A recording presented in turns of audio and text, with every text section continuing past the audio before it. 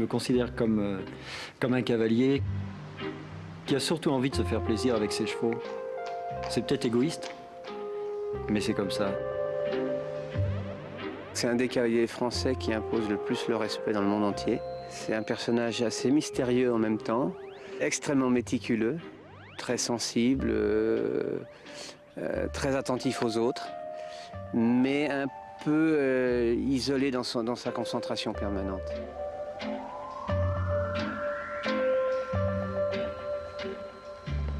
Quand vous êtes champion du monde, on vous demande de changer de métier quelque part. Et moi, ça m'a beaucoup perturbé. C'est-à-dire que moi, j'ai mon métier qui est ma passion. Et à la limite, j'aime pas trop qu'on m'embête à faire autre chose. Et les sollicitations médiatiques, etc. Et pour moi, c'est très dur, ça. Et donc, c'est vrai que j'ai été obligé de faire beaucoup d'efforts. On m'a pris beaucoup de mon temps. Et j'ai besoin de tout mon temps pour bien travailler mes chevaux, pour bien les préparer. Et j'ai pas envie, moi, de changer mon organisation sous prétexte que je sois champion du monde. J'ai envie de continuer tout comme avant, quoi.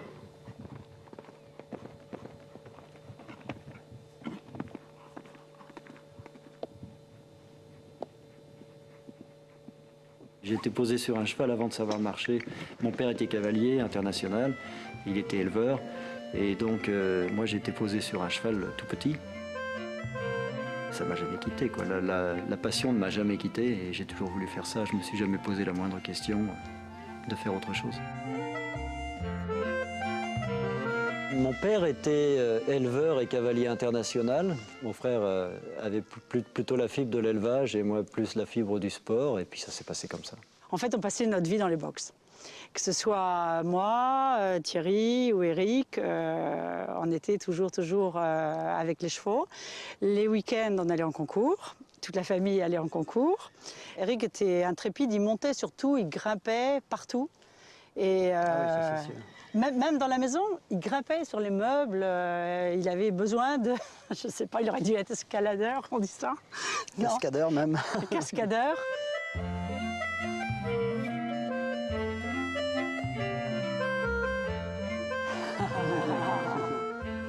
C'est drôle de revoir ça. C'était quand, ça? Quand? J'étais championne de Normandie, là, je me souviendrai toute ma vie. Ah bon? Bah oui, c'est mon seul titre. C'est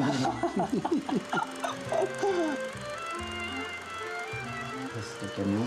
Camion de la Raid. Ouais. Petit sucre pour Brooklyn. Xavier.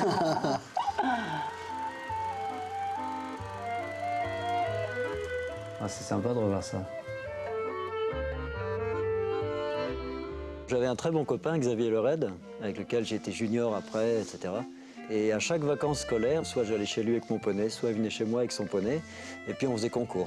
Il y en a un qui se mettait dans la tribune du jury et qui faisait le speaker, et puis l'autre qui rentrait en piste. Alors c'était Alvin Chocomel qui rentrait en piste, ou c'était Nelson Pessoa, c'était Harvey Smith, David Bohm, les stars de l'époque, quoi. On avait le bar MC, on avait le Grand Prix, on avait la puissance aussi, alors on faisait des puissances avec les poneys. Et je me souviens, on avait des poneys d'1,45 m, on sautait 1,50 m avec. Et bon, c'est ça qui nous a mis sur la route du saut d'obstacle, et c'est ça qui a fait qu'on a déjà pris de l'expérience à notre petit niveau en faisant ça.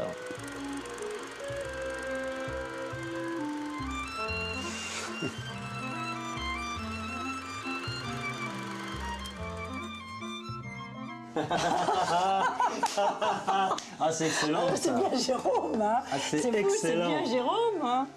Saint-Lô, avec les allées. Il n'y a pas très longtemps qu'ils l'ont supprimé. C'était très difficile.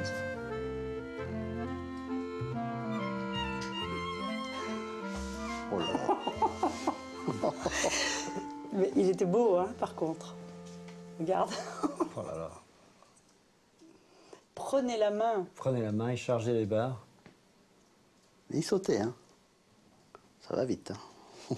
Heureusement, parce que si en plus il sautait pas, tu aurais ouvert les obstacles. Regarde, tu vas voir dans la descente, parce que tu vas voir là. Bah, une rivière, ça n'aidait pas non plus, hein. Rivière dans la descente. Vu de dos, la poussière et tout, on dirait Lucky Luke, tu sais. On est très fiers. On est très fiers. Enfin, moi, je suis très fière de mon frère et je trouve que c'est un super exemple pour beaucoup de monde. Et moi, je l'admire parce que, en tant que cavalier, il sait toujours ce qu'il va faire. C'est un peu énervant quelquefois parce qu'il sait toujours, lui, ce qu'il va faire. Alors que moi, quand je montais à cheval, c'était plus intuitif. Là, je crois qu'il y a beaucoup de jeunes qu'il faut qu'ils apprennent. Parce que c'est qu'un parcours, c'est pas des obstacles, c'est le tracé, c'est le nombre de foulées, c'est l'attention du cheval, c'est mettre son cheval dans la condition pour sauter bien. Ça, c'est ce qu'il sait faire de façon merveilleuse avec toute catégorie de chevaux. Quand il décide quelque chose, il va jusqu'au bout de sa décision. Que ce soit sur un tracé, que ce soit sur un nombre de foulées, que ce soit... il sait toujours ce qu'il va faire. D'ailleurs, quand vous visitez son écurie, vous voyez bien, tout est en place, tout est là où il faut que ce soit. Il laisse rien au hasard et il gagne.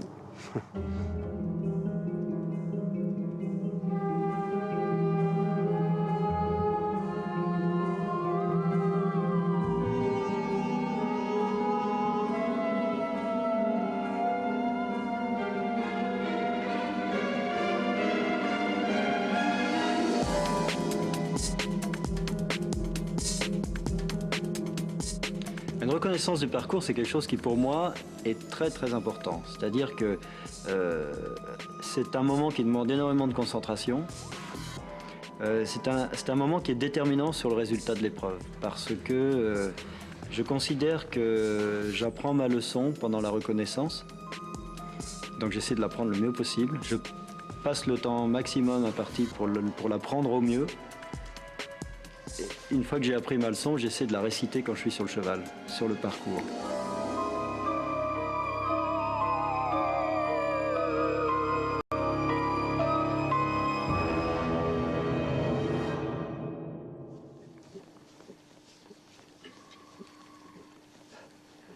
Pour réussir comme cavalier jusqu'au haut niveau, bien sûr, il faut avoir un peu de talent au départ, mais il faut aussi et surtout beaucoup travailler. Mais beaucoup travailler, il ne faut pas que ce soit une contrainte. Il ne faut pas prendre le travail comme une contrainte. Il ne faut pas se dire il faut beaucoup travailler. Ah, c'est emmerdant, il faut beaucoup travailler, ça c'est embêtant. Non, si on adore ça. Si on est passionné comme je le suis, moi, beaucoup travailler, mais j'adore.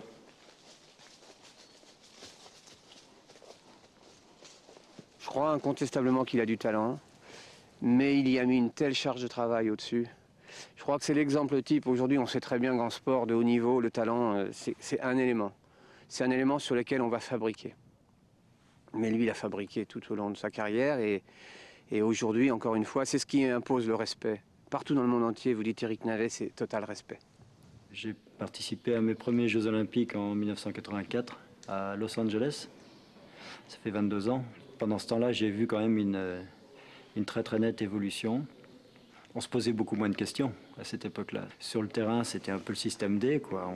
On se débrouillait comme on pouvait. Ça s'est énormément professionnalisé, ça s'est énormément précisé. Maintenant, l'entraînement, c'est un travail d'horlogerie. C'est vraiment des réglages hyper précis. Ce qui va faire la différence à très haut niveau entre un cavalier et un autre, à qualité de cheval égale, ça va être le petit réglage qu'il a fait pendant la semaine, qui va être à peine perceptible, mais il va faire un petit plus dans son travail qui va lui apporter plus de précision sur la piste, qui fait qu'il va être meilleur que l'autre. C'est tellement serré. Mais c'est ça qui est passionnant aussi. Ça va ? On va refaire le point sur les selles ? Oui, il faudrait qu'on commence par vos dégâts. Ouais. Ce que je te disais, ce que j'ai remarqué, c'est qu'elle se soulève un petit peu de l'arrière, celle-ci sur elle. Moi, je pense qu'elle va avoir besoin d'une selle qui lui soit adaptée. De toute façon, on va faire les tests habituels. Oui. Je vais se prendre un pied dedans.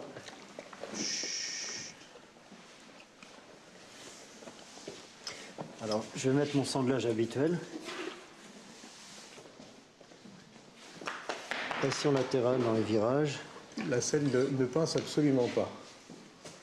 D'accord. Donc au niveau du devant, il n'y a pas de problème. Donc on a le confort ici. On a le confort ici. Par contre, je sens un petit rebond, comme un petit coup de raquette, tu vois. Voilà. Tac-clac, comme ça. parce qu'on voit que la selle se soulève, donc il faut absolument qu'on arrive à la caler, parce que là, elle est en équilibre sur sa masse musculaire qu'elle a au milieu. Au milieu, voilà. Donc pour elle, c'est mauvais parce que ça la gêne. Ce vide-là, il ne devrait pas être là. Ce vide ne devrait pas exister. Donc il va falloir qu'on étudie les matelassures pour compenser ce vide, sans pour autant écraser la selle devant. Sans pour autant écraser celle devant, voilà ce qui est très important. Tu peux me la vérifier à droite devant aussi, s'il te plaît. Voir si, si on est symétrique au niveau pincement, au niveau appui. Et le décollement est pareil. Parce que Le décollement est le même. est le même. La Donc jument elle est est bien complètement symétrique. La jument est symétrique, mais par contre, on a un décollement qui fait facile 1,5 cm là, quand même. Ah, c'est énorme. Ouais. Ce sera Uniquement sa avec selle elle. d'ailleurs. Uniquement avec elle. Donc il faut faire une selle. Ce sera spécialement vraiment pour sa elle. selle pour elle. Il ne faudra pas que tu la mettes sur les autres parce que sinon on risque de déformer les matelassures sur les autres chevaux. D'accord.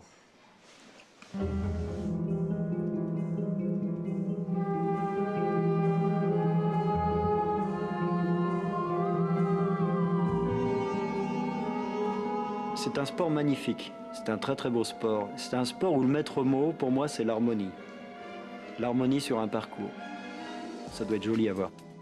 Ça doit avoir l'air facile, ça doit être coulant, ça doit être... Et en même temps, il faut être très efficace.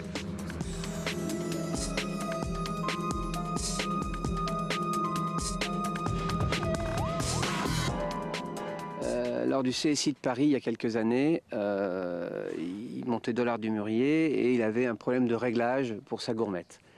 Et les gourmettes, il y a des maillons sur les gourmettes. Et on a passé une partie de la nuit à trouver une solution pour qu'il y ait un demi-maillon pour régler sa bride comme il le voulait. Et on a réussi à trouver une solution. Il a gagné le Grand Prix le lendemain. Ce qui me passionne, c'est cette mise au point, vraiment autant que la compétition elle-même. Et on essaie d'être le plus complet possible. Alors évidemment, il manque toujours des choses. On ne peut pas être parfait, on peut pas tout savoir. Mais j'essaie de m'entourer de personnes très compétentes, que ce soit le groom, que ce soit le vétérinaire, que ce soit le maréchal ferrant, c'est-à-dire tous les intervenants. J'essaie de faire en sorte que ce soit des gens compétents, chacun dans son domaine. Et c'est cette somme de compétences qui fait que les chevaux vont mieux évoluer, mieux progresser. Et pour moi, c'est quelque chose de très important et c'est quelque chose qui me passionne vraiment. C'est quelqu'un qui recherche tout le temps, qui ne se contente jamais de ce qui est acquis et qui veut toujours aller plus loin, qui est curieux. Et c'est passionnant parce que ça oblige tout le monde à réfléchir avec lui. J'ai un tout petit doute monté sur les virages à gauche. Sur le virage à gauche? Oui, sur les virages à gauche, l'externe, l'antérieur droit donc. Il accuse un petit peu, une petite sensibilité. Ce qu'on va voir, on va regarder bouger, et puis après on va voir avec le maréchal, comme de toute façon on doit regarder le faire aujourd'hui.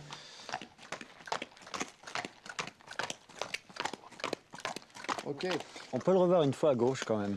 Tu remets un coup à gauche, après on va faire un test de pince. Il y a une toute petite feinte, antérieur gauche, antérieur droit, main gauche. Antérieur droit, oui.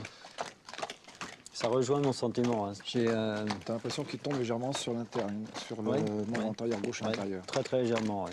On va changer de main. C'est pour ça que j'avais un doute sur l'antérieur droit à main opposée. Ouais. Pour le coup, il a... Mais c'est très minime. Hein. Voilà, c'est même pas une boiterie. Hein. C'est peut-être un petit défaut d'appui.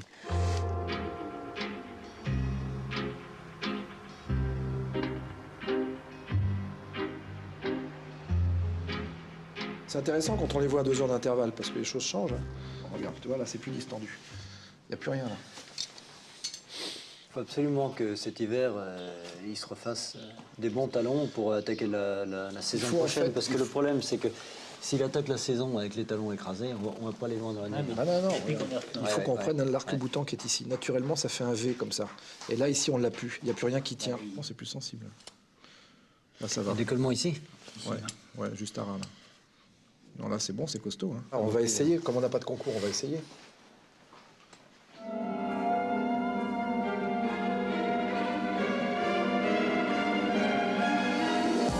Superbe gagnant, Éric Navet, Indécis.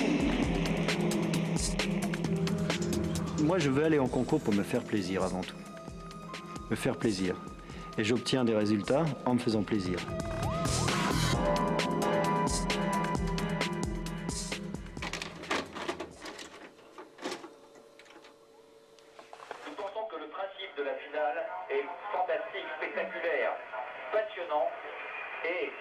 Le titre qui a le plus compté pour moi, bon évidemment c'est le titre de champion du monde, individuel.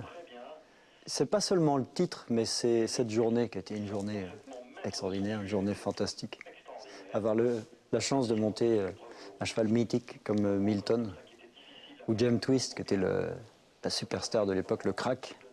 de l'américain Greg Best. Et puis Milton, c'était fabuleux, quoi. C'était fabuleux. Si je rêve un jour de monter sur un cheval extraordinaire, ça sera Milton. Et j'ai réussi, je crois que c'est pour ça que j'ai été champion du monde, c'est que j'ai réussi avant tout à me faire plaisir.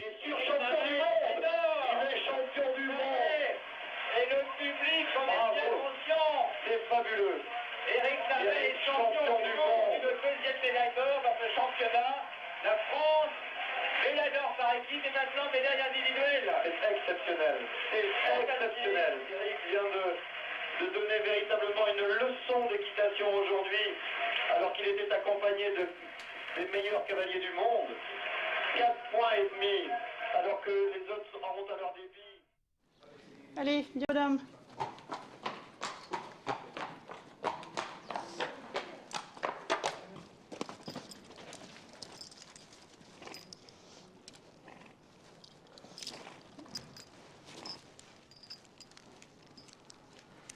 Quito de Bossy, c'est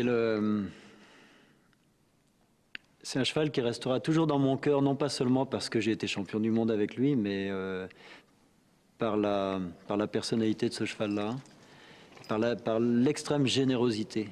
Il m'a tout donné. Il m'a tout donné. Tout. Il a toujours répondu présent à mes sollicitations.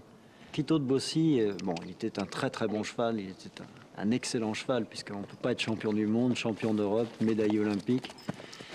6 médailles en championnat d'Europe, champion du monde, Jeux olympiques en 5 années. On ne peut pas obtenir tout ce palmarès-là, même si on est correctement monté, si on n'est pas un crack, quoi. Donc Quito était un crack. Allez, Kikili.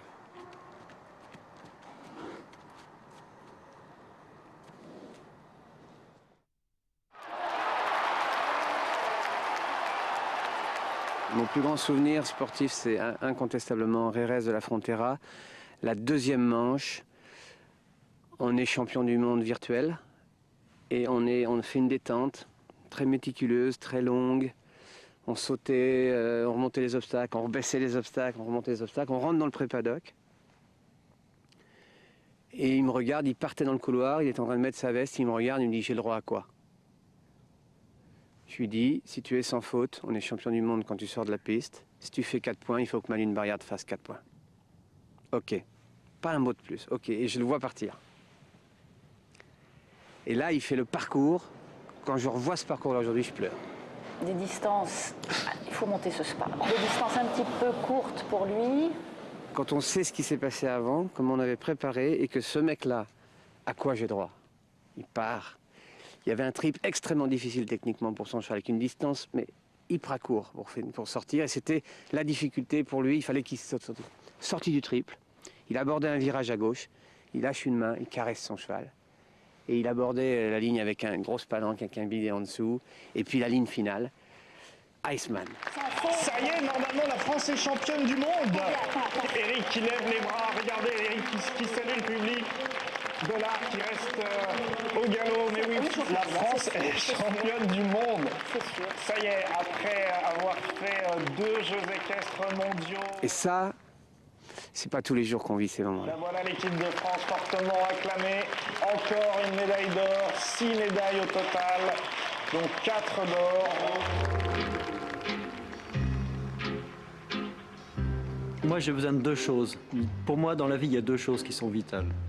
C'est ma famille et mes chevaux. Salut les filles, bonne journée, travaillez bien.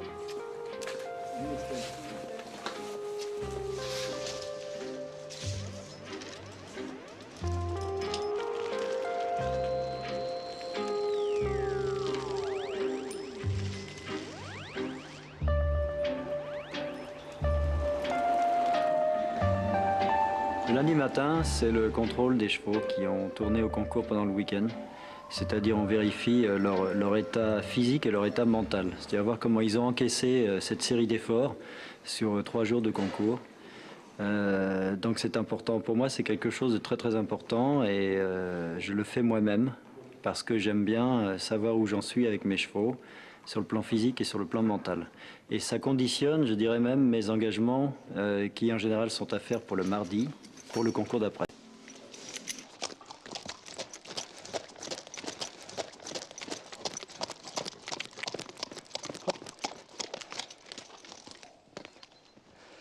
toujours la même chose, de sorte d'avoir toujours des points de repère d'une séance à l'autre. Alors en fait, bon, la première chose, c'est de faire marcher les chevaux très longtemps. En général, on les met au marcheur pendant 30 minutes environ.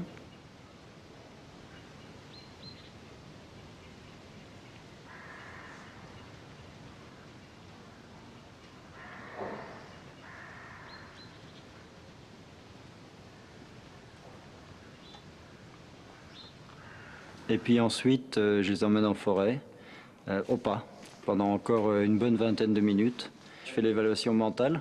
Je vois si mon cheval est éveillé, s'il est frais, s'il est content, s'il est heureux, ou s'il est plus ou moins abattu, un peu absent, tête basse. Ça va me permettre de voir comment il a encaissé mentalement les efforts du week-end. Ah, mon kiwi. C'est bien, t'es en forme encore, hein? C'est bien ça, je pensais qu'il serait un peu fatigué, tu vois, aujourd'hui, mais apparemment, il a bien encaissé ça. Si les gens aiment ce que je fais, si les gens aiment me regarder monter, si les gens aiment mes parcours, aiment mes chevaux, ben j'en suis ravi. Pour moi, c'est très très important. Mais pour moi, c'est pas ma préoccupation première, quoi. Ma préoccupation première, c'est d'être dans ma bulle, de faire mon truc, de me faire plaisir, puis d'être content, quoi, que mes chevaux soient contents, qu'ils soient heureux, et moi aussi. Merci, Ihab. Le peu que je regarde la télé, c'est pour voir le journal télévisé tous les soirs, parce que j'attache beaucoup d'importance à savoir ce qui se passe chez nous et dans le monde. Mais quand je suis aux écuries, alors là, je m'intéresse à rien d'autre.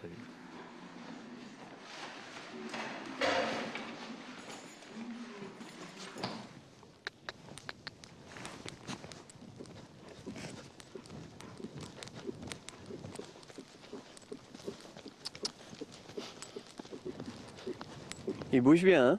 Ouais. Il est plutôt assez gonflé comme cheval, il a peur de rien. Je pense qu'il a la trempe d'un très bon cheval. Il est plaisant, hein? Il bouge très très bien. Et il est compact, il est bien. Hein? Ouais, ouais.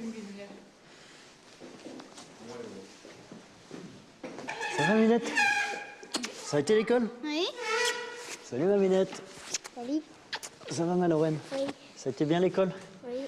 Bon, vous voulez monter un peu vos poneys? Hein? Ok, alors vous parquez les vélos et puis on va prendre les poneys. Alors, il y a déjà Idéal qui est là.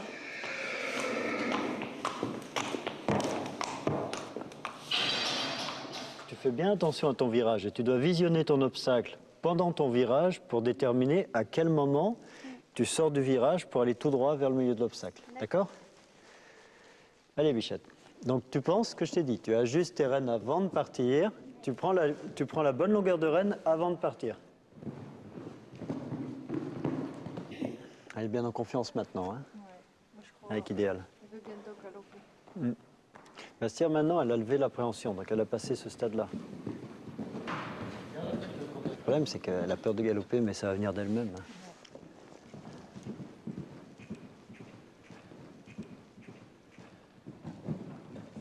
Très bien. C'est vrai que je suis dans mon monde ici, je suis dans ma bulle avec les gens que j'aime, avec des chevaux que j'aime. On est toute une équipe et on est bien là.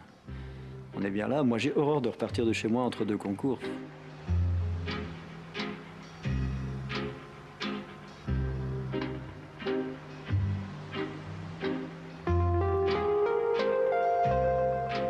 Il y a des chevaux que j'ai au travail depuis 5 ans, 6 ans. J'ai encore une marge de progression. Je ne parle pas forcément par rapport aux résultats, mais par rapport à toujours dans cette quête de perfection sur les parcours et de précision, d'harmonie. On n'est jamais au bout de ça. C'est jamais assez bien. C'est jamais. On peut toujours mieux faire.